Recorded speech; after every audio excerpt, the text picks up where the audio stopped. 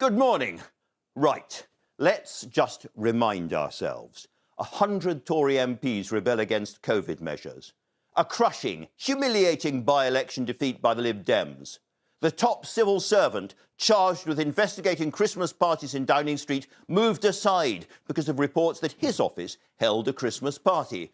And last night, Lord Frost, previously the most loyal of Boris Johnson's senior ministers, quits because he doesn't like the way things are going. Oh yes, and ministers are arguing about whether new lockdown measures should be announced possibly within the next few days. If somebody made a film about this week in British politics, and they will, there's only one possible title: The Nightmare Before Christmas.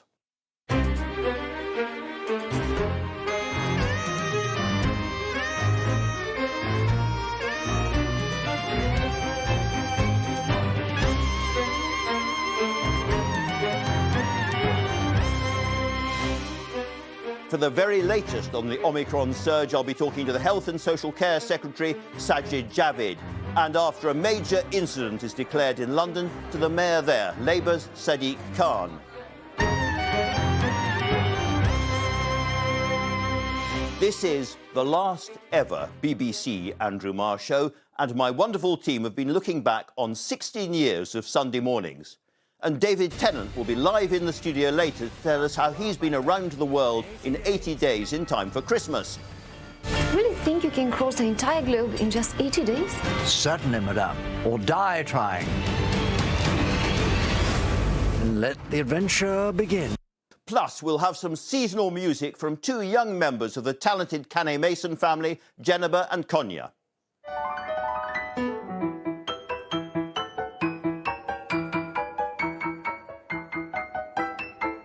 Reviewing the news on this momentous morning, Laura Hughes from the Financial Times and Jane Moore from The Sun. But first, the news headlines from Chris Mason. Thank you, Andrew. Good morning. The Brexit Minister, Lord Frost, has resigned, citing concerns over the current direction of the government, including its approach to tax and COVID restrictions. It's another setback to the Prime Minister after the defeat in the North Shropshire by-election and a backbench rebellion against new COVID measures in England. Lord Frost led the UK's negotiations over the EU withdrawal agreement and the Northern Ireland Protocol. There's been a significant rise in the number of Omicron cases in the UK, with 10,000 reported yesterday. It comes amid calls for tougher restrictions before the end of the year. In London, the Mayor Sadiq Khan has declared a major incident, warning that the NHS in the capital is at risk of being overwhelmed. Germany will ban most travellers from Britain from entering the country from 11 o'clock tonight UK time as it tries to slow the spread of the Omicron variant. German citizens and residents will still be able to travel, but they'll need evidence of a negative COVID test and will then have to isolate at home for 2 weeks, regardless of whether they've been vaccinated. And a month-long lockdown has come into force in the Netherlands this morning. All but essential shops will shut until mid-January, as will bars, restaurants and cinemas. Schools and colleges will also remain closed. The Dutch Prime Minister, Mark Rutte, said immediate action was needed to prevent hospitals becoming unmanageable.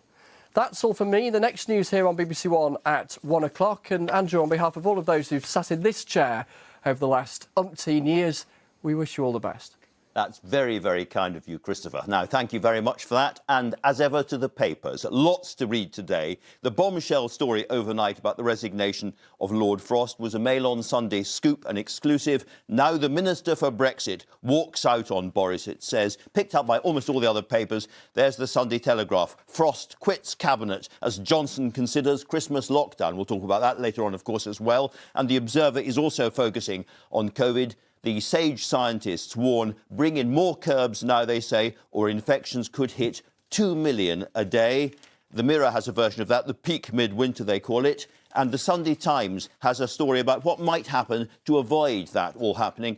COVID patients treated at home to protect the NHS, they predict, and that'll involve pills and assessment of people at home. We're going to talk about all of those stories, I am sure. But let's start off with Lord Frost. Frosty. He's not a very well-known figure, but it's very important for the Prime Minister that he has gone. It's a bad, bad moment. Yes, it's a bad, bad moment politically. As you say, I think around the country, a lot of people might go, Lord who?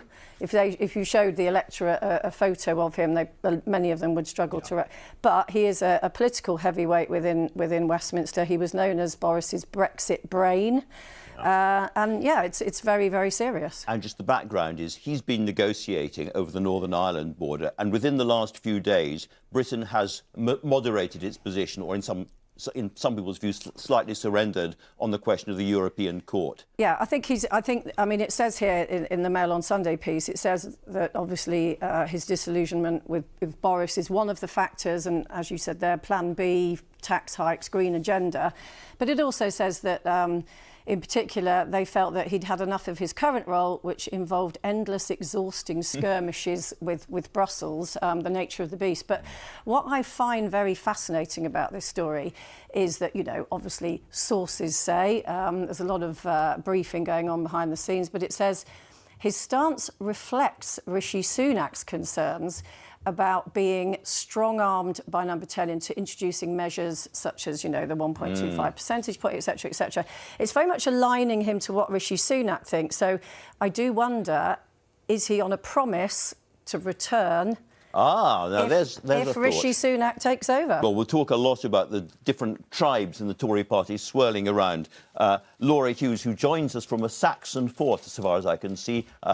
Welcome. Let's talk a little bit more about Lord Frost, because he's somebody who was a negotiator in Brussels himself, and one of the papers says he learned to dislike the EU from close up. Early in his career, he then went on to work for the Scotch Whisky Association, brought into the House of Lords by Boris Johnson. Just tell us a little bit more about Lord Frost and why he matters. Well, as you mentioned, both Frost and also Boris Johnson spent some of their early 20s and 30s actually working out in Brussels. And the reason these two men were so significant is that Boris Johnson's quite hard to pin down when it comes to his ideology. But Lord Frost was considered to be someone who could speak the Prime Minister, could speak with authority, particularly on the issue of Brexit. These two were ideologically aligned, and that's why it's so damning. Put the EU issues to one side. It's a really interesting piece in the Sunday Times that reflects the fact that his resignation from government is a sort of indication that there are really senior Conservatives very close to the Prime Minister who feel that the soul of the Conservative Party is being drawn from beneath their feet by the Prime Minister and the direction of government he's taking. And we had the rebellion last week over the COVID restrictions, but, you know, higher taxes, COVID restrictions, attitudes to Europe are all being bound together by a big faction of people on the right of the Conservative Party. And they're starting to come together in a way that might be a little bit menacing for the Prime Minister. A very interesting story today on WhatsApp, which I'm sure you've been looking at as well, where there's a group of more right-wing Conservatives on WhatsApp, and one of them was Nadine Dorries, the Culture Secretary, who popped up to defend the Prime Minister and was promptly removed from the group by Steve Baker. It was pretty extraordinary. Sky News got hold of these WhatsApp messages, and I think it's a perfect indication of where the party are in terms of their concern about what's happening. Because actually what Lord Frost's resignation sends as a signal to some very hardcore Eurosceptic MPs is that Boris Johnson is about to capitulate over the Northern Ireland Protocol. And they feel that his departure signals worse to come. And that's why they're so incredibly fractious right now and turning in on each other. And I've never seen a WhatsApp exchange between Tory MPs quite so. I mean, this is the culture sector. So this might be, Jane, one of the ways in which Boris Johnson can protect himself in the next few days and weeks, because you've got these different Tory groups with very, very different views about their philosophy, eyeing each other up. And they may all agree that they would quite like at the moment to get rid of Boris Johnson, but what they can't agree is who should take over. Yes. And the papers are full of various camps manoeuvring and swirling. You can see them moving through the papers. We've got Jeremy Hunt, we've got Liz Truss, we've got Rishi Sunak. Yep. And I thought the Sun on Sunday piece by Isabel Oakeshott was quite funny. She sort of likened Boris to an old jalopy. You know, he's a half-decent old car that's had a nasty crash. But she's sort of like saying, well, do you keep that old car to take you to the next part of the journey, or do you scrap it and get a new model, i.e. Rishi Sunak, she's suggesting here. He is the Tesla, immaculate, high-performing and reassuringly expensive. But as you rightly say, I think it is a case of watch this space, and maybe the thing that does keep Boris in until maybe at least the spring is that nobody particularly wants to step up now, because there is going to be quite a lot more bad news coming, I think, over COVID. So this all started with those videos of Allegra Stratton, his former spokesperson, joking about the party, which was leaked to the Mirror, and that really has provoked this set of crises, one after another. And there's more to come in the Mail on Sunday again, a very, very interesting and ominous story. It is. And I must say, at the time, and this is purely my personal opinion, but I remember seeing Allegra Stratton outside her house, you know, obviously very, very visibly upset, and thinking, does she know that something else is coming? Because it seemed a very extreme reaction. And sure enough, here in the Mail on Sunday today, they are saying Number 10 is braced for fresh embarrassment. Now, it seems that there were other questions asked, and it says a source has said the worst could be yet to come. Other mock scenarios in this fictional press conference included questions about the mistresses of Boris and his love children. So, you can just visualise the jokes about that could spill into the public arena. Of course. And so they say everybody is kind of on tenterhooks and very, very worried about what's to come next. And as you said also, I just wanted to point out here they've chosen this very smug picture of Jeremy Hunt at the bottom here, circling around, putting himself into pole position. So, Laura, let's turn to what you could argue is the really important politics behind all this going on at the moment, which is this appears to be very tense meeting between government sage advisors, the scientists on the one hand and a group of senior cabinet ministers on the other, looking at whether or not the country is going to have to face even tighter restrictions in the run-up to Christmas, or even on Boxing Day and in the run-up to the New Year. Just talk us through that. Yes, so at the heart of this, you have scientists who advise the government warning that if stricter measures aren't introduced very, very quickly, we could see 600 people dying by February, 3,000 hospital admissions a day at the beginning of the new year. And clearly, this is incredibly worrying in terms of the pressure that would put on the NHS. On the other hand, you have a Prime Minister who is desperate not to ruin Christmas for a second year in a row. He has a huge amount of backlash within his own party about imposing any tighter measures at this point. Members of his cabinet incredibly concerned about the impact that this will have on the economy. The main concern at the moment that a lot of Conservatives have is that what we're seeing is, in effect, a lockdown by stealth, where people aren't going out to restaurants. Voluntary lockdown, almost. Exactly. And so people aren't turning up at restaurants, but restaurants aren't getting any support from the government. And it's a very, very thin line the government is treading at the moment. And looking at the data coming out, there is huge pressure on the Prime Minister. So I don't think it's beyond the realms of possibility that we are going to see more measures introduced. I would expect after Christmas. All right. Because Jane, desperate to get through this bit. Thanks, Laura. Jane, one of the things people say sometimes is this is all tittle-tattle, all this stuff going about Downing Street parties. It doesn't really matter. You could argue that the reason that it matters is that if Boris Johnson believes that he must introduce more restrictions now, he is politically too weak to do so. Yeah, I think there's an element now where people are sort of self-regulating. I think if you go out and about, and I think Laura's absolutely right, the critical point here is that because there is a lack of clarity, bars and restaurants are really, really struggling because, you know, there's no furlough, there's no sort of defined policy on being actually shutting down. And I think if we took the New York policy, in New York, they've still doing outside dining. A lot of people are still wearing masks inside and outside. People are sort of censoring, they seem to be real rule takers in New York. But Bill de Blasio has absolutely said we will not lock down. He's done clarity, but people are taking personal responsibility. And I think, you know, what we've got here, we seem to have this policy of freedom, emergency stop. Freedom, emergency stop. I could talk all day about this, but we are running out of time. Jane, there was one other story that you were going to mention about the effect of the COVID lockdown on people who haven't got COVID. Yes, this Express, story. I think, it is incredibly depressing, but it's a Sunday Express spread, and it's Oxford scientists have called for an urgent inquiry. They said tens of thousands of non-COVID deaths during the pandemic lockdown, elderly, isolated, lonely, neglected, obviously, you know, lack of staff going in, lack of visitors keeping an eye, and so on. So, yeah. All right, well, that is it for the final paper review. Laura, I wanted to come back to you. We ran out of time. Sorry about that, but thank you very much, both of you, for that. And congratulations on your last show. That's very, very kind of you, Jane. Thank you so much. You've been here over many, many years past. Now, one thing I won't miss about the programme, however, is thinking of something unexpected to say about the weather every week. This week, it was quite warm, and then it was quite cold, and now it's quite foggy. For one last time, over to Sarah Keith-Lucas in the Weather Centre. Sarah. Thank you, Andrew. Well, you just really summed it up perfectly there. It's got colder and it's got foggier as well out there. In fact, last night was the coldest night of the autumn and winter so far. We had temperatures down at -8.9 Celsius at Braemar in Aberdeenshire. And today, yes, some fog patches lingering, but some of us will see a bit of sunshine around. There's quite a lot of cloud that's lingering for central and eastern parts, low cloud, mist and fog as well. So take care on the roads this morning. Best of any sunshine today will be for western Scotland, northwest England, Wales, and parts of Northern Ireland and southwest England too. But it's not going to feel particularly warm, around about 3 to 9 degrees. And the cloud thick enough for the odd spot of light rain and drizzle at times. That's going to be the case as we head through tonight as well. A bit of mist and fog, but not as extensive as recent nights.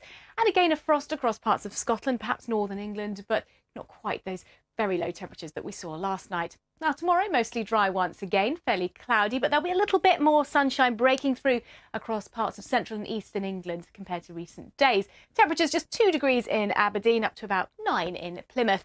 And the look ahead towards the festive period, it's dry and cold for the next few days, and then we're expecting something a little bit more unsettled towards Christmas. Back to you, Andrew. Sarah, thank you so much. Now then, Omicron cases in London are increasing at an alarming rate. It's become the test bed for the rest of the country, and the Labour Mayor of London is Sadiq Khan. Welcome, Sadiq Khan. Can I ask you about your state of emergency that you've declared? The last time you did this, the numbers of COVID patients in hospitals in London were about a fifth of what they were last time you declared. So they are a fifth now of what they were last time. So why have you done it now? Well, I'm afraid over the last few days we've seen a major surge of Omicron. So although those in hospital is less than it was this time last year, including those on ventilators, the number of positive cases is way above. So in the last 24 hours, Andrew, we've had almost 30,000 confirmed new cases. In the last 7 days, more than 130,000 confirmed new cases. So the direction of travel is only going one way, cases doubling over 2 days. But here's the big problem. Those who work in the NHS, think of GPs, A&Es, in hospitals, ambulances, but also the fire service, police service, local authorities. They're seeing record numbers of staff absences, and the worry is our ability to look after people who are either unwell or need public services. That's why we've declared the major emergency. The Prime Minister's convened a COBRA. I won't be there, I'm not invited. We're hoping, though, he understands the scale of the challenges our city is facing. Do you want him to bring in new restrictions? Well, I think if new restrictions are brought in, and by the way, it's inevitable, there must be a major package of financial support for our hospitality, culture and retail. December is the crucial month for them. People have cancelled bookings, people are not going to the West End, so the government must step in because the health of individuals is linked to the health of our economy. So that's really interesting, but I was asking you, do you think we need new restrictions? I think it's inevitable.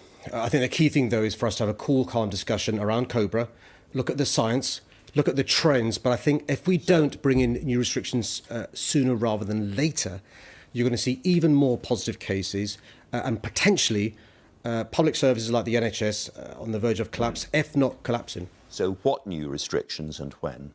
I think one of the things we need to be looking into is what can we do to reduce the spread of the transmission. And that one of the things we can do is less social mixing. Well, one of the things that I do know is the impacts on people's well-being and mental health by not mixing. So Christmas is important, even for those of us that don't celebrate religiously. You get time off, you get to see your family. So I think we should be able to celebrate Christmas safely.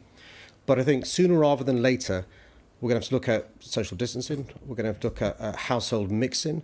Because if we don't, the number of cases is only going one way. And the issue isn't the seriousness of the consequences. It's not just that. It's also the numbers of people who have the virus. So, as the boss of London, as it were, a lot of Londoners very worried at the moment, wondering how they should behave over the next few days and weeks. We'll be looking to you for a lead. Can I ask you, do you think people should be going to pubs and restaurants now? If they can do so safely. One of the things I've realised speaking they to... can do so safely. What does that mean? So pubs, restaurants, bars have worked so hard to make their places COVID safe. So before you go out, do a lateral flow test. Make sure you keep a social distance where you can. Wear a face mask where you can't keep a social distance. Make sure you've been boosted. Yesterday we had more than 100,000 boosters in our city. Every minute we're boosting 100 more people. So, make an appointment, go to one of our walk-in centres. We have now had more than 2.5 million Londoners receiving the booster. There are still many more who are need a booster. But also get your first vaccine and your second one as well. Should Londoners be planning New Year parties? I think it depends what sort of parties you're planning. If with your family, direct family at home, of course, that's fine. I think you've got to recognise if you're meeting with strangers, if you have not had your lateral flow test on that day, if you can't keep a social distance, if there's not good ventilation, you may be passing the virus on if you've got it without showing symptoms, or you may be getting it. I'd err on the side of caution. Chris Whitty, the government advisor, has said, don't mix with people you don't have to. And that would sound to many people like don't have parties. Yeah, well, listen, I've not had the benefit, I'm afraid, of listening to Chris Whitty directly, but I trust Chris Whitty. He's got the experience, the expertise, and he's got the data. And if that's the advice from the chief medical officer, I'd rather listen to him than others who are advising against that. It seems to me that what's going on at the moment is that we don't have an official lockdown, underpinned by legislation and law and the government. We've got a kind of informal lockdown. You walk around London and you look in pub windows at 8 o'clock in the evening and they're almost empty. Restaurants having a really hard time. A whole series of big shows have closed in the West End. How serious is the crisis now for the centre of London? It's potentially existential. I've been spending a lot of time over the last week speaking to those who run our theatres, run our hotels, run our bars, run our restaurants, run live music. They've seen bookings cancelled by more than 50%. They've seen fewer people going to their businesses than at this time in previous Decembers. Many of these businesses will go bust. And by the way, 1 out of 6 jobs in our city are in hospitality or culture. That's why it's crucial for the government. So it's to say, by the way, it's cheaper to support businesses with grants, with business rates relief and with furlough than allowing them to go bust. Sadiq Khan, this existential crisis wouldn't have been happening if earlier on you'd been able to get the number of people vaccinated and boosted much higher. We've talked about this endlessly on the programme, but again and again and again we talk about there's going to be a new programme to get more people vaccinated, and it frankly doesn't work. What's going wrong? Well, notwithstanding, in London there being a younger population, more mobile, more diverse, less likely to be registered with a GP, the numbers of vaccines is going up hugely. 15.5 million vaccines in our city, 2.5 million boosters, and but each the day percentage more and more. Is still very low compared to the rest of the country. Well, it isn't compared to other global cities. If we were speaking a few weeks ago, London had the fewest number of cases. The case rate was the lowest. We were lowest in the country by region. We're now the highest. Why? Because of the surge of Omicron. Is there anything more you can do right now to get more people in London vaccinated? And we are, yes, we are. So we're working with those in black communities, Jewish communities, Muslim communities, Eastern Europeans to get more and more of those not vaccinated at all receiving the vaccine. And here's some good news. In the last week alone, more than 30,000 first-time vaccines, more than 33,000 receiving second dose. Each day, more and more are stepping up. My message to those watching is the vaccine gives you an extra layer of protection. The booster protects you by more than 30%. Speak to your friends, your families, your neighbours. Ask them the question, have they received the first vaccine, the second vaccine, and then the booster? Now, last week on the show, Keir Starmer, the leader of the Labour Party, said that it looked as though Boris Johnson had broken the law over the Christmas party last year. Do you agree? From what I've seen, I've not looked at the evidence, it does appear that way. What's important, though, is for us to understand that actually if rule makers are seen to be rule breakers, it's hardly surprising when people don't follow additional announcements made by the government. So you're in charge of how the Met spends its money. Should the Metropolitan Police therefore be investigating this breaking of the law? It's very important because I'm the Police and Crime Commissioner. I allow the police to have operational independence. Just imagine if me as a politician directed the police to investigate a politician from a different party? What confidence would the public have? Would it be a in our waste? police? But you are in charge of the money. Would it be a waste of money for the Metropolitan Police to investigate the Downing Street party? No, that's a smart Andrew Marr way of asking me the same question another way. And by the way, listen, as somebody who sat in the hot seat over many times over your last 16 years, I'm going to fall into that trap, Andrew. And by the way, congratulations on your last show. Best of luck for the future. Luckily, I'm from Dundee, so I won't get emotional. Thanks very much indeed. Now then, this is my last morning on my last TV programme on the BBC. After 17 years presenting this show, my team have had a look back at some of the most memorable moments. Welcome. Well, a pleasure to be at the start of a new programme. It's very kind of you to come here. Art, music. Art, music and everything.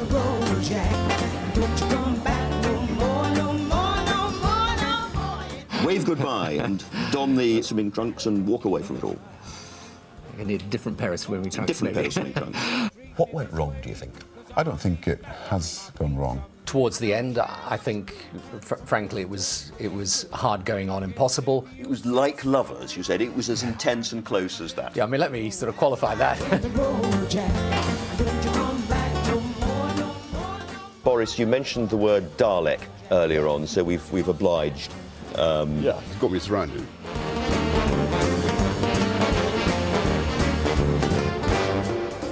Touring round and you're still getting a buzz out of it. What a wonderful interviewer you are. Much nicer than I was. Do you know what Mugabe has done? He's taken people's identity and literally, if you don't mind, cut it to pieces. This is what he's actually done to a lot of... And in the end, there's nothing. So as far as I'm concerned, from now on, I'm not going to wear a dog collar until Mugabe's gone. I'll not be calling an election, and let me explain why. At what point did you decide, OK, I'm going to try and go for the coalition? Do you like him? Well, we work very well together.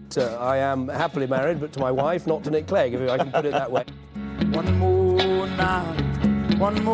night till the morning. Nice to see you again. Thank you very much indeed. Thank you very much. Benjamin Netanyahu has come to London, where he's been in talks with Theresa May. Cheeky question. You're right, that is a cheeky question. I'll be right. David Cameron has the opportunity every week to sit down with the Queen. Would you like there to be somebody with that sense of history that you could just totally privately shoot the breeze with? Well, I don't know if anybody shoots the breeze with Her Majesty the Queen. Do you have a personal problem with gay people? And I myself know some people who are gay, who are on friendly terms. I'll be holding on. What's important is not to make people think or believe that it's possible to have your cake and eat it. Exactly. Can I ask you why people are kneeling, blindfolded and shaven and being led to trains in modern China? Why? What is going on there? Are you going to put a collar back on again now, Archbishop? Andrew, I promise that when Mugabe goes, I'll put my collar on. So I have no choice. If you lose the referendum, do you stay as Prime Minister? You can't, can you? No, the answer to that is yes. Let's move on from Twitter trucks just for a second.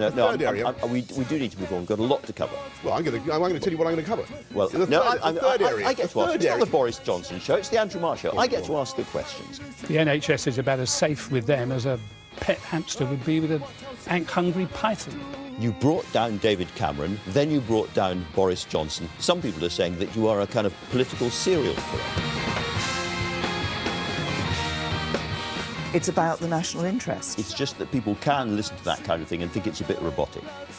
No, it's... You lost the election. You accept that? We didn't win the election. I mean, Theresa May is a dead woman walking. It's just how long she's going to remain on death row. A lady with not a lot of rhythm in her, you know, braving and doing something like that. Time flies by in the yellow and green. Stick around and you'll see what I mean. There's a Thanks a lot. Thank you. Thanks, Andrew. Thank you, man. Thank you very much. Always a pleasure. Thank you very much. Thank you. Computer. I'll be riding shotgun underneath the hearts I'm feeling. What do you think about Trump describing Merrill as overrated? You kind of see what he has a point. I've spent some time with a lady. But you're going to be a really big, thanks to Netflix, internationally known figure. I'm sorry, but you are. Are you ready for that? It's going to be extraordinary. Ready for that? I mean, yeah. Do you think hell is real? Is hell there? Oh, that's a very major question for a Sunday morning question. Yes, it's a very Sunday morning question. You're working very hard, and your partner, what's his name? Are you going to be happy with Donald Trump as your next president? I'll be riding shotgun. Do you ever see yourself, like some other actors, going into politics? No, no. You still feel a connection? Connection? Well, yes. We're together still. Have you actually matured? I don't know. I mean, you know. Okay, you can sing. You can sing. I can hit a note. It's your advice to the kind of younger generation who maybe haven't been able to handle it quite so well. I say, live a clean life and don't do as I do. Thanks very, very much. Nice to meet you. Don't say that. You can't say that at the end. I'm slightly starstruck. Schools closed, streets empty, pubs and restaurants ordered shut, some never to reopen again. Millions of us effectively locked into our own homes. How are you managing out there in Norfolk? Just hunkered down like everybody else. We've had to work very, very fast to go through many of the stages in vaccine development that would normally take about 5 years, and we've done them in 4 months. Thank you very much indeed for joining us this morning. Much Thank you. appreciated. Right, I'll get back to work. Vaccines are coming. A week ago today, you were sitting there waiting for the phone call to tell you whether this vaccine worked, and if so, how effectively. Just tell us a little bit about the moment when the phone rang. I knew that we will get a call at 8, providing us this answer. And how did you celebrate? We sit together and had a tea together. Your government commissioned a report into what was going to happen in this winter. And Keir Starmer said to you, have you read it? And you hadn't read it. Have you read it now?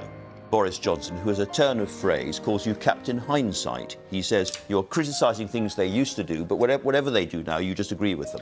I'd been double jabbed earlier in the spring and felt, if not king of the world, at least almost entirely immune. And yet I got it. Was I just unlucky? Dirty old river, must you keep rolling, flowing into the night? It's been quite a year for this show. I have to say, a bit bumpy to say the least. It's been an extraordinary year, of course, for domestic politics and world events. I have a nasty feeling that I say that every year. Now, 2016 is a year when that overused word, extraordinary, does for once feel appropriate. Now, as I said at the top of the show, it has been quite a year. I mentioned at the beginning of the programme that we are in the turbulent teenage years of this century, and the year that's coming to an end has had all the tantrums, fights and walkouts of the most stereotypical 18-year-old. Chilly, chilly evening time. Those who have waited are now blessed with a calm, decisive leader they can believe in. So thank you, Gareth Southgate.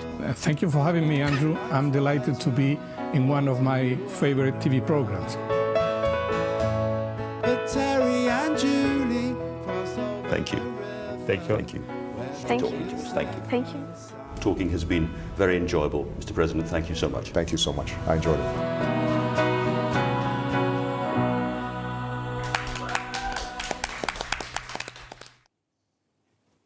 Now, as you'll have seen, some of the country's most popular stars have been regulars on the show over the years, even before he became Doctor Who. David Tennant was no stranger to our studio, and I'm delighted he's been able to join us once more. Let's hear, starting on Boxing Day, David's going to be on our screens in a truly spectacular adaptation of Around the World in 80 Days. I'll be talking to him in a moment, but first, a look at this breathtaking new series. It looks like it's going to be great fun, David. Yeah. I think the first time we talked, you hadn't started on Doctor Who, and you were worried about the effect on your kind of private life. You thought there'd be a bit of publicity. It's been a long journey, Andrew. Yes. Life is very different these days, but yes, no, it's been a privilege to be part of it, and a privilege to come on here every now and again and talk about it. Absolutely. This is a great new show. It looks spectacular. It is great, yeah, I'm very excited. It's set back in the Britain of the 1870s, and I wondered what it was about that period that you thought was going to make a great Christmas period. I think there are a few stories that have that sort of cross-generational appeal, don't they? And this story, yeah, the novel was written 150 years ago, but it's it's tenacious, isn't it? This is a story we keep retelling. And of course, it's a French novelist, Jules Verne, and yes. so it's a French version of what an uptight, upper-class Englishman might be like. Exactly. So just tell us, who really is Phineas Fogg, do you Well, think? this version of Phileas Fogg, he isn't quite the same one as in the novel. In the novel, he's rather unknowable, rather enigmatic, rather zen-like. Our Phileas is a sort of a rash of anxieties.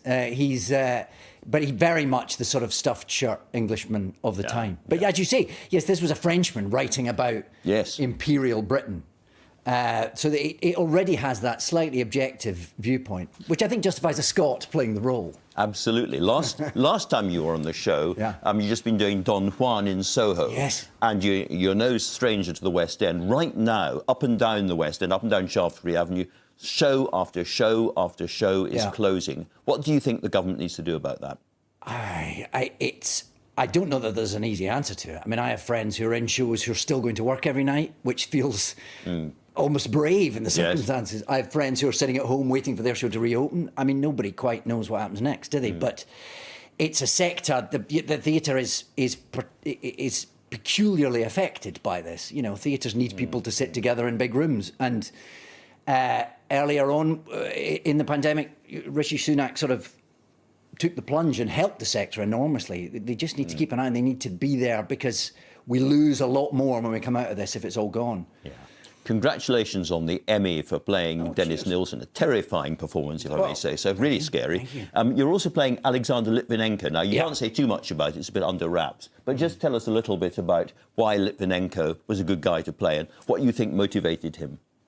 Oh, I think he was motivated by a sense of injustice. This country that he loved, he saw it going down the toilet, and he did everything he could to sort of stand up and be counted. He was an incredibly brave man, and he was a British citizen, and he was murdered on our soil, and it's a story that we can never sort of shout enough about, I think. And Marina, his wife, that she has dedicated her life, really. This was not her plan, but now that her life is about making sure his story is retold, so if we can be part of that. Now, I don't know if you're a Strictly fan, but many of us were watching the denouement last night when Rose won that. A really, really moving and emotional moment. Yeah. And I guess if Strictly is the show for people who can't dance, Phineas Fogg is the show for people who can no longer travel.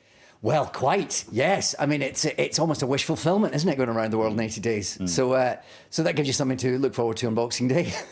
It certainly does. David Tennant, thanks very, Andrew, very much indeed for we will joining. miss you so much on a Sunday morning, by the way. Miss you too, I know you David. don't like being showered with praise, but you are the epitome of everything that is good about this corporation. It's true.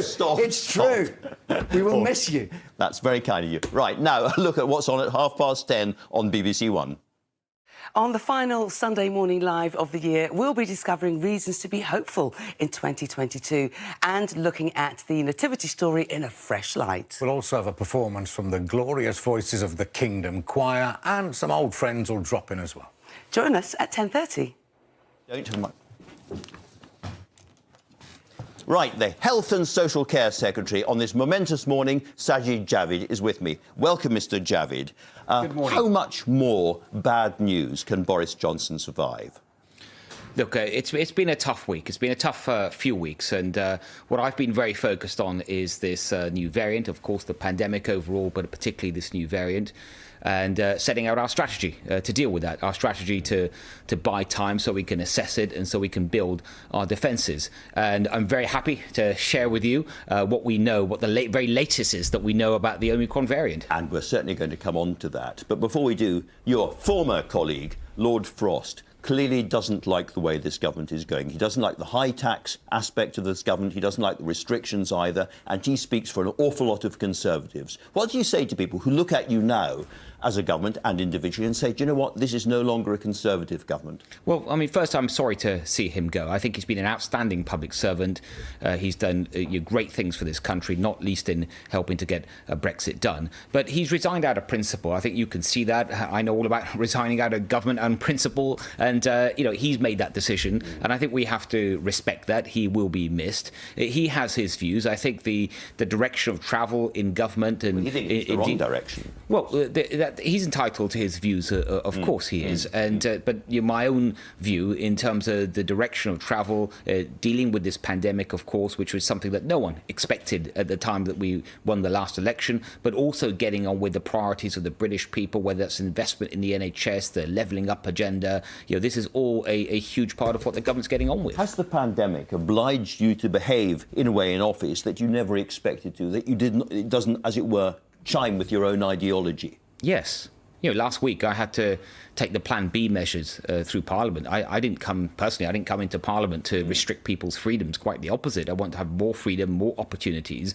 But I think that the British people do understand that this pandemic requires extraordinary actions, and that's what last week was. The Plan B measures. And we saw the scale of the revolt that followed that, and then Lord Frost's resignation. Yeah. Isn't the truth now that even if the Prime Minister wanted to bring in new restrictions, or thought they were necessary, rather, he couldn't because he's too weak? No, I don't think that's the case. I mean, first of all, we will see whether there are new restrictions or not, and we might come a bit onto discussing the Omicron variant. But if the government felt that further action had to be taken, of course, we would present that to Parliament, and it would be for Parliament to decide, as it always should be. And you do that despite the revolt. Can I ask you directly, therefore, can you rule out new restrictions before Christmas? Look, we are assessing the situation. It's very fast-moving. We've seen with Omicron there's a lot that we still don't know about Omicron. I mean, that's the truth of the matter. The reality is there's a lot of uncertainty. There are gaps in the data, but we must work with the data that we've got. We mustn't let perfection be enemy of the good. And the things that we have learned so far, if I may just very quickly, and I think this is important, is that what we've learned so far, that it spreads very quickly. We've seen the rise in case numbers. We know that there are a lot more people infected than there are actual case numbers, and we know that they are still doubling, those infections, every 2 to 3 days. That's observed data around the world. Secondly, we know much more about the vaccines and how they interact with the Omicron variant. We know 2 vaccines are not enough. The 3 vaccines, a booster shot, it makes a huge difference, gives you an excellent level of protection, and that's why we've been very focused on boosters. The biggest booster rollout in Europe now, over 50% of for adults boosted, and I hear that yesterday was another record day in boosters in England. But with the bit we don't know, Andrew, and this is, I think, very important, is enough about the severity of this. And that is because when you look at what's happening in South Africa, it's definitely the case that fewer people seem to be hospitalised than the Delta variant, but it's not clear yet whether that is because the virus itself is intrinsically less severe than Delta, or whether it's because South Africans have not just a younger population bit, but having gone through the Delta wave and so many South Africans having been infected with Delta, whether there's a high degree of natural sort of protection through the infection that they had. This is a really important question. Your advisors on SPI-M say there currently remains no strong evidence that Omicron infections are either more or less severe than Delta infections. Is that your belief too? There's no strong evidence. I accept that there's uncertainty around the severity. Okay. But what we do know, and this is just mathematically correct, is that even if severity is much less than Delta, so that a smaller percentage of people are hospitalised, a small percentage of a very large number of infections is still a large number of hospitalisations. Yes. And I can tell you a bit about people in hospital at the moment as well. From the data that we've got. Well, I'll come on to that in just a second. But before we get there, a lot of people listening to you will be wondering, how should I now behave? So is it still your view that people should mingle with others as they normally would at Christmas, or not now? We've been really clear on this. In fact, we heard from, I think, the Prime Minister and Chris Whitty have actually been sending the same message, which is it's time to be more cautious. We know this thing is spreading rapidly. We know already now that in London it's around 80% of infections. In England it's around 60% of infections. And we can see the case numbers rising. We're starting to see hospitalisations come in, and people naturally are acting more cautiously. And I understand that. And I think it is a time for a bit of caution. It is a time, for example, if you're going to meet someone, take a test in advance, for example. As Health Secretary, should people go to Christmas parties? I think, look, it's an individual. It's an individual decision for people. But let me speak about myself. In fact, most of the parties that I had planned to go to, they've been cancelled or they've been severely scaled back. I think that's true up and down the country. There are friends of mine that I know are having weddings, and it's really sad to see this, actually, that they feel like they cancel them because so many of their guests don't want to come. And it is a very difficult, challenging time for people, but people are responding to what they are seeing around them, and it's understandable. Is what we're seeing a kind of informal, self-administered lockdown? These are, well, I don't think it's a lockdown at all by any means, but it's what it is people taking their own individual decisions. I know that, if I'm going to see my mum, for example, who's elderly, like most very old people, she's more vulnerable than younger people, I will take a test and I might, just have not the usual amount of hugs I get from my mum. You just take a bit of caution, and I think that's a sensible response. But the most important thing that anyone can do right now is to get boosted. I just cannot emphasize enough how important that is. I was listening to Sadiq Khan earlier. Through a lot, and what Sadiq said, I completely agree with on vaccinations. It doesn't matter. This is nothing political about this. Whatever party you're in, I think we are united as a country in sending the message that the most important thing any one of us can do to help with this pandemic, to help ourselves, but also to help our communities, is to get vaccinated. Not undermining any of that at all. Your scientific advisors are telling you that the booster programme and the current Plan B measures that we have are not enough to protect the NHS. Do you agree with them? Well, when I get their advice, of course, we look at it very carefully. It's important advice. But my job as the Health Secretary and for other ministers is to gently to challenge that advice, to question the underlying assumptions, because what they are setting out in their reports. I don't think it would be appropriate for government just to sort of take it verbatim and say, right, you've said that, this is what we're now going to do. Our job is to challenge. And also in government, our job is to think of the broader sort of impact of any potential measures, impact on businesses, on school children, on life events, and that's what we have to do as government. In the end, ministers decide. Of course, but yes. I'm obviously interested in what the decision is going to be, whether you're interested in a circuit breaker lockdown, when those kind of measures might come in. But just let's go through the figures that SAGE have given us. Yeah. They say that if you don't do anything more than where we are now, with Plan B and the booster campaign, hospital admissions could peak at between 3,000 and 10,000 a day, and deaths between 600 and 6,000. Now, there's very, very big margins of error there, we can both see. Nonetheless, that seems a huge risk to take, to go no further. Is that a risk you're willing to take? It's a very sobering analysis. We take it very seriously. As I said, there are gaps in the data, and our scientists, of course, they recognise that. For example, on severity, on hospitalisations. But we will look at this data, we will take into account other factors, and then decide whether further action is needed or not. I do think, by the way, I think the action that we've already taken, the Plan B measures, including the communications around that, as you've just referred to, it has led. Talking sooner rather than later, they say. Look, you must act sooner rather. They are, and I understand that, and there's a point there about if you wait until data is absolutely perfect, it may well be too late, and I think that's a central point that they're making. But as ministers, as I say, maybe too late already. Well, we do have to challenge data and underlying assumptions. I think that is appropriate, and take into account a broader set of factors. But to be absolutely clear, you are not ruling out a circuit breaker or some new restrictions coming in before Christmas. There are no guarantees in this pandemic. I don't think at this point we just have to keep everything under review. Can I ask you about the National Health Service? Is it genuinely now in danger of being overwhelmed? By which I mean people have accidents or serious conditions and they can't get into hospital. I think there's a real risk. And let me just say a bit about hospitalisations linked to that. So as of yesterday morning, we know for certain that there were 85 people in hospitals across England with Omicron. Of course, there's thousands more with COVID-19 in general, but specifically with Omicron. So the Omicron hospitalisations are starting. And sadly, there's been 7 confirmed deaths so far. Now, that 85 might sound low, and it is in the context of hospital beds, but we do need to remember that anyone who's in hospital today, typically they were infected 17 days ago.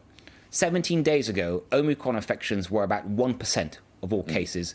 Today, they're about 60%. So it's too early to say, really. So I think from that, you can deduce that hospitalizations will certainly rise. Your question was, rightly, is that does it mean that hospitals will get overwhelmed? And we can't say that at this point, but it is important to keep looking at this data and try to discern what it's telling us. Is the biggest threat to the NHS overall at the moment that so many people are self-isolating because of these huge rises in infections? And I'm talking about shortages in the ambulance service. I know of wards in hospitals which have been prepared for Omicron or COVID patients, but where there are no longer any nurses there to serve them because they are self-isolating. In other words, it's spreading and spreading and spreading.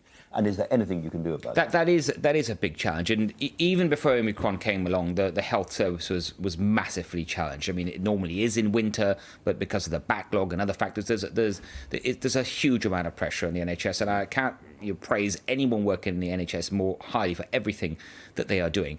But you're right to point to the need to isolate if you are infected, which I think is super important to do that, to try and maintain spread, will have an impact on the workforce. It will have an impact on NHS workforce. We do have, by the way, 10,000 more nurses than we did a year ago, about 3,000 more doctors. That all helps. But of course, if more isolate, it will have an impact. Does there come a point when you say, if you have got mild infection of Omicron, if you're only very, very slightly ill, come into work anyway because we need you? No. I think if you are infected, then especially with now what we know about Omicron, just how infectious this thing is, where it's doubling every 2 or 3 days in the community, I think it's really important to if you feel unwell, you think it might be Omicron, get tested and to self-isolate. I remember very well when you got the job, you said, I'm not just the COVID Secretary of State, I'm the Secretary of State for Health and Social Care. Now, will this lead to hospitals cancelling urgent operations? Yes, it already has. So we've been, what I mean by that is that we have said in the last week that we are really, really focusing on the booster program for obvious reasons. It's become more important. And as the NHS has said at the start of this week, it does mean that there will be some cancellations, but they will prioritise the most urgent care, especially cancer care, rightly. But it does have an impact. I think that is right. And you emphasised early on the importance of getting the waiting times down. What's going to happen to waiting times now? Well, look, it's as the NHS is facing this new significant pressure, as it's preparing for what we know will be certainly more hospitalisations, it will have an impact on waiting times. I think that is the honest truth, and there's no getting away from that. But it is also the case, if the NHS didn't prepare and wasn't ready to take in these hospitalisations, that the impact on healthcare generally could be more severe. So there's no easy way in dealing with these challenges. But you're right, I'm pleased you did point out, again, that I did say, and it weighs on me heavily, that I am not just the COVID Secretary. I didn't come into this job just thinking I'm going to be the COVID Secretary of State. There are so many health and social care challenges in our country. Mental health is one of them you've picked on. And I think that we do need to remain absolutely focused on that and have the right plans, the reform plans, the funding to help deal with. Well, you mentioned the funding there. Isn't it the truth that the extra money that's come in from the national insurance rise is now going to have to go to this crisis? No, I wouldn't. Look, when we announced the extra funding, we were still in a pandemic. It wasn't in the stage that we find ourselves in now. But those so it's not going to be all swallowed up. No. I don't think that's the case at all. Let me ask you again about the rest of the country, because Chris Whitty said, don't mix with people you don't have to, and people listen to him up and down the country. And it's very, very, I was saying to Sadiq Khan earlier on, you walk around, you look into pubs and restaurants, and a lot of them are almost entirely empty. People have listened and they've stayed at home, as a result of which a lot of those businesses are now in really, really dire straits. They staggered on through the first part of the pandemic, and now they find they're hit by Christmas cancellations as well, and they're really, really worried. And yet the government at the moment is doing absolutely nothing for them at all. Well, I mean, first of all, I completely recognise that just how difficult it is for businesses, especially the hospitality business, but many others. I completely get it. It's really, really tough. And I can see that in my own constituency, and I see it more broadly across the country. I don't think, though, Andrew, it's quite right to say the government's not doing anything at all. The emergency loan scheme for COVID is still in place. It was extended until, I think, summer next year. The business rates relief is in place. The hospitality VAT rate is 12.5%. There's £250 million sitting sitting with local councils and others to help the businesses most affected. So there is support We both there. know that they want a lot more than that, though, don't we? We look. I completely understand businesses now coming forward, say I'm hard hit, and they have every right to make those representations to government. The Chancellor and his team are listening. I think the Chancellor has done an excellent job throughout this pandemic in dealing with this, and no doubt he will keep things under review. Whose fault was the North Shropshire by-election result? It was our fault. Define our. The Conservative Party, collectively. You know, we didn't. What did you get wrong? I think we got a number of things wrong. How we handled the Owen Paterson affair was wrong, and I've said that before. I regret my role in that, but that was wrong, and I think that was hugely damaging, of course, because he was there. Produced the by-election, of course, and a lot of his constituents wouldn't have liked what had happened, and I think some of the recent news around whether there were gatherings in Number 10 or not gatherings or whatever, all this stuff, or even Christmas parties. So what has or has not happened, the fact that it's being investigated, that hasn't helped. But all I would say is, so it's a disappointing result. Let's not sugarcoat it and pretend that there's some good lining in it. It's I think you can say what you like, but I think I'm being very straight with you that it was not the result that any one of us wanted to see. But we now have to learn lessons. We have to listen, in particular, to the people of North Shropshire and the things that they want to see, whether that's investment, it's jobs, it's opportunities, and hope that at the next election we can win it back. So it now turns out that one of the Christmas parties took place in the office of the man that's been appointed to investigate the Christmas parties. Is the investigation into the Christmas parties now going to include the man that you appointed to investigate the parties? Well, the investigation is taking place by Sue Gray, who's a very experienced, well-respected civil servant. She will be able to investigate what she wants. If she wants to investigate one particular individual over another... She's going to be investigating her boss, Simon Case, which is never an easy thing to do. She has the freedom, as I understand, to go wherever she wants with this investigation. That's the way it should be, because people want to know the facts, and this is the best way to establish them. If it turns out that Simon Case was at that party, do you think he should stand down as Cabinet Secretary? I'm not going to predetermine the outcome of any investigation. That's work for Sue Gray to be doing. Now, I know if I say to you, is it time for the Prime Minister to stand aside? He's had the most appalling week of headlines, and it goes on with Lord Frost and all the rest of it. You'll say, don't be silly, Andrew. I would say that. You would say that. But what I'm going to ask you is something more serious, and I'm sure you'll give me a serious answer, is clearly things have gone wrong at the centre of government, however you define that. Clearly something is not working. What do you think needs to be changed to get this government back on track? Look, I've shared with you, I think some things have gone wrong. I've been very clear about that. But a lot has gone right. And I think what we need to do is obviously learn the lessons from those things that have gone wrong and keep focusing on those things that everyone wants to see that are going very well. Even we've started by discussing the pandemic.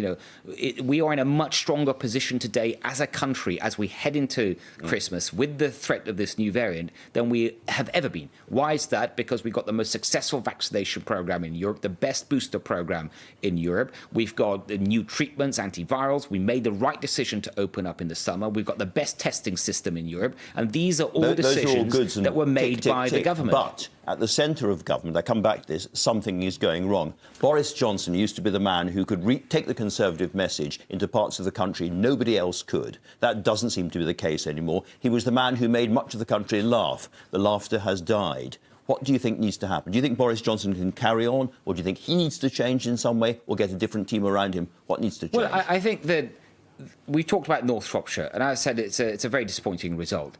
But just a couple of weeks before that, there was another by-election. We comfortably won that by-election. So I wouldn't want to read too much into one election. But what can I say before I go? I was really privileged to be your final guest on your final show. I started watching your show 17 years ago. I wasn't even a politician, but I loved your show, and I want to wish you all the very, very best. So we're responsible for it. Sajid Javid, thank you very much indeed. That is it. All over.